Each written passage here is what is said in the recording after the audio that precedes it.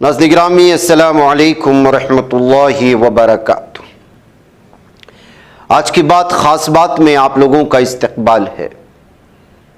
ناظرین گرامی، میں انصار عزیز ندوی اس وقت دن بھر سے آئی ہوئی کچھ اہم ترین خبروں کی تفصیلات لے کر حاضر ہوں۔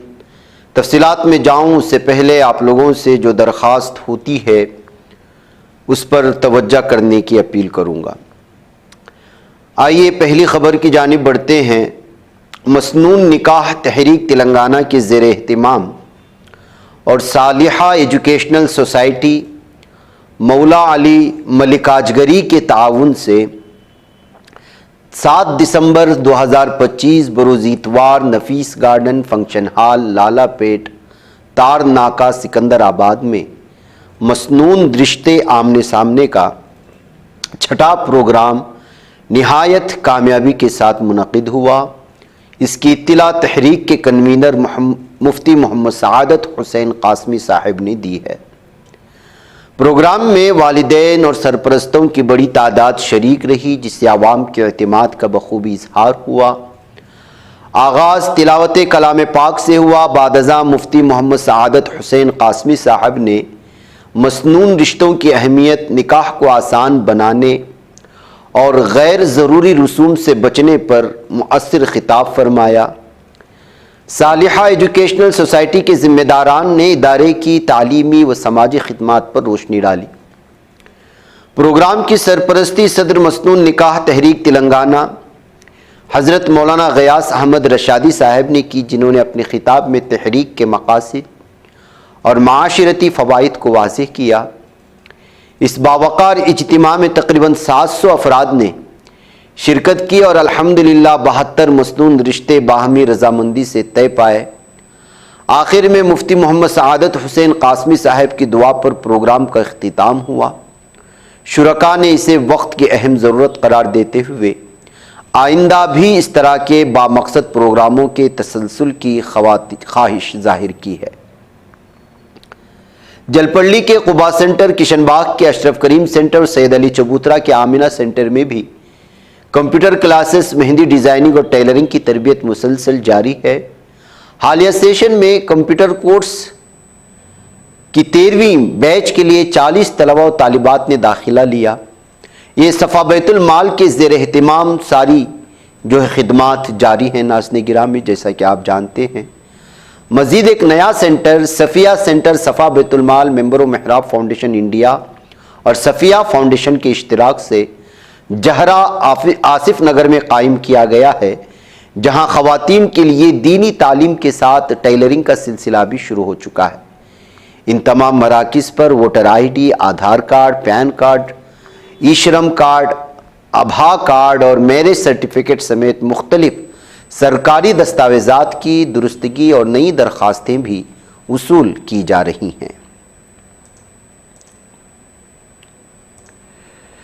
ناظرین گرامی، صدر کل ہند مجلس اتحاد المسلمین و رکن پارلیمنٹ حیدرآباد اسد الدین اویسی کی قیادت میں all India Muslim personal law board کے ایک اعلیٰ سطحی وفد نے نئی دہلی میں مرکزی وزیر اقلیتی امور کرن ریجیجو سے ملاقات کی ہے۔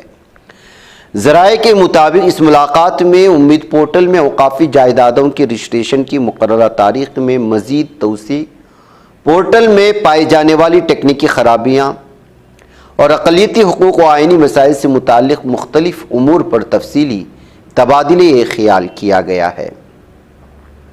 پورے اتر پردیش میں ہزاروں وقف املاک کی انتظامیہ کو مہلت دیتے ہوئے یو پی اسٹیٹ وقف ٹریبونل نے یو پی سنی وقف بورڈ کی طرف سے دائر عرضی پر امید سینٹرل پورٹل پر رجسٹریشن کے لیے 6 ماہ کی توسیع کی منظوری دے دی ہے۔ آن لائن رجسٹریشن کی آخری تاریخ اب 5 جون 2026 تک بڑھا دی گئی ہے۔ اتر پردیش میں مظفر نگر کے سرورٹ علاقے میں واقع مسجد کے مؤذن کے ساتھ بدسلوکی اور مار پیٹ کا سنگین الزام سامنے آیا ہے۔ یہ واقعہ چہارشنبے کی صبح پیش آیا، جب مؤذن محمد عرفان نماز کے بعد مسجد سے باہر نکلے۔ عرفان کے مطابق سرورٹ چوکی کے پولیس اہلکاروں نے مسجد کے لاؤڈ اسپیکر کے مسئلے پر بات کرتے ہوئے گالی گلوچ کی اور ایسی باتیں کہیں جن سے مذہبی جذبات مجروح ہوئے۔ مؤذن نے وضاحت کی کہ لاؤڈ اسپیکر کا اجازت نامہ جسے ضلع انتظامیہ سے حاصل کیا گیا دکھانے کے باوجود پولیس اہلکاروں نے ان کے ساتھ بدزبانی جاری رکھی۔ عرفان کا دعویٰ ہے کہ جب انہوں نے اس رویے پر اعتراض کیا تو پولیس اہلکاروں نے انہیں تشدد کا نشانہ بنایا۔ پوری واردات مسجد کے باہر لگے سی سی ٹی وی کیمرے میں ریکارڈ ہوئی، جس کی فوٹیج سوشل میڈیا پر اس وقت وائرل ہو رہی ہے۔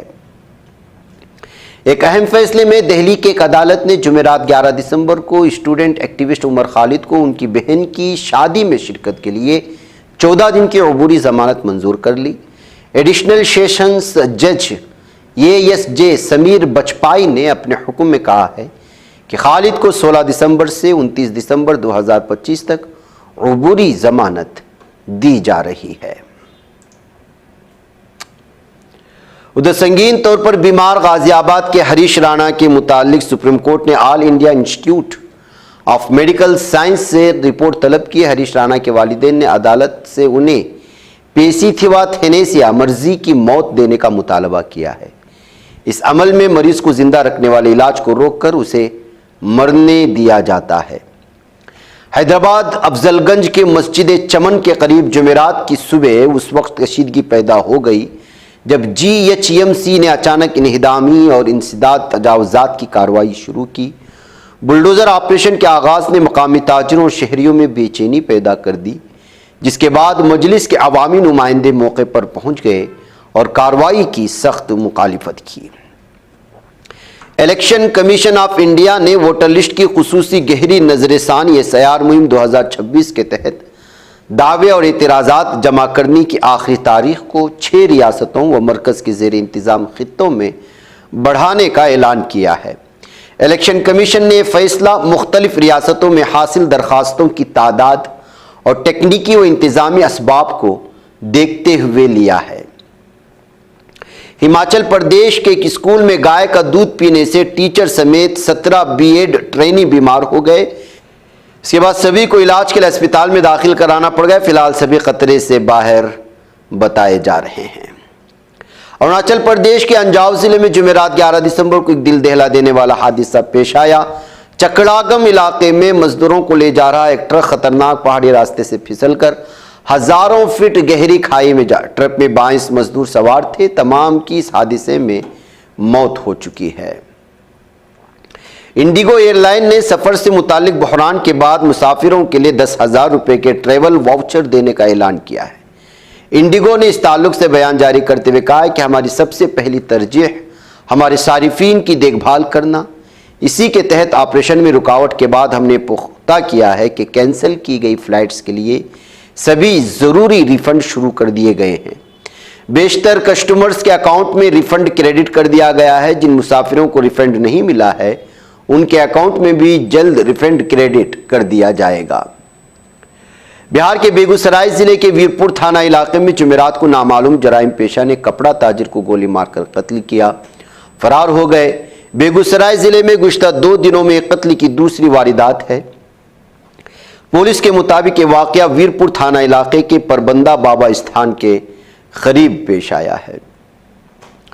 اتر پردیش کے جھانسی میں بدھ کی شام اس وقت کھلبلی مچ گئی جب بھانپورہ گاؤں کے امپلائمنٹ آفیسر BLO ناتھورام آریہ نے کام کے بوجھ اور دباؤ سے پریشان ہو کر زہر کھا لیا۔ یہ واردات 4:30 بجے سے 5 بجے کے درمیان ہوئی۔ زہر کھانے کے فوراً بعد ناتھورام کو بہت زیادہ الٹیاں ہونے لگی۔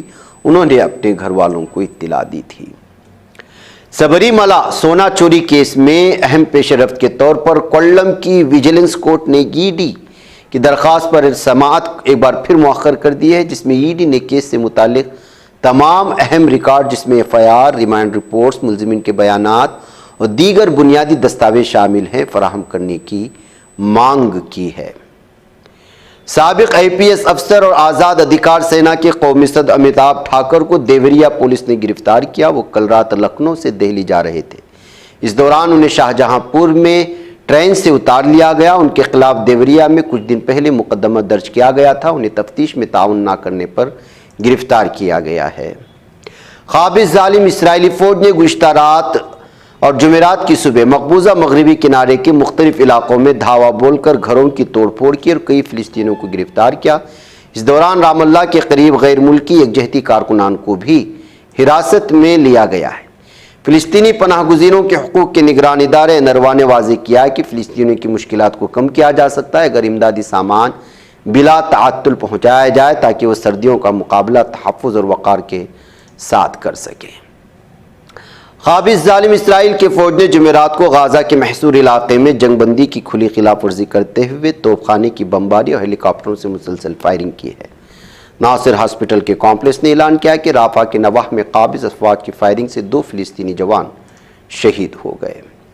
غازہ کے سول ڈیفنس نے آج جمعرات کے روز اعلان کیا کہ غازہ شہر کے شمالی علاقے النصر میں 3 منزلہ مکان شدید طوفانی بارشوں اور جاری موسمی طوفان کے باعث زمین بوس ہو گیا۔ محکمے نے خبردار کیا کہ آباد علاقوں، رہائشی مراکز اور بے گھر خاندانوں کے خیموں میں انسانی صورتحال خطرناک حد تک بگڑ رہی ہے۔ بینک آف اسرائیل نے خبردار کیا ہے کہ بنجامن نیتن یاہو کی حکومت کی جانب سے پیش کیے گئے مجوزہ بھرتی قانون کی موجودہ شکل میں کوئی حقیقی تبدیلی ممکن نہیں۔ بینک کے مطابق قانون حریری یہودیوں کو دیے گئے وسیع استثناء کو برقرار رکھتا ہے، فوج کو ریزرو فورسز پر ہی انحصار کرنے پر مجبور رکھے گا، جس سے قابض اسرائیل کی معیشت پر بڑھتا ہوا بوجھ برقرار رہے گا۔ ناظرین گرامی، آج کی بات خاص بات میں اتنا، انشاءاللہ پھر آپ لوگوں سے ملاقات ہوگی۔ مجھے اجازت دیں، والسلام علیکم ورحمۃ اللہ وبرکاتہ۔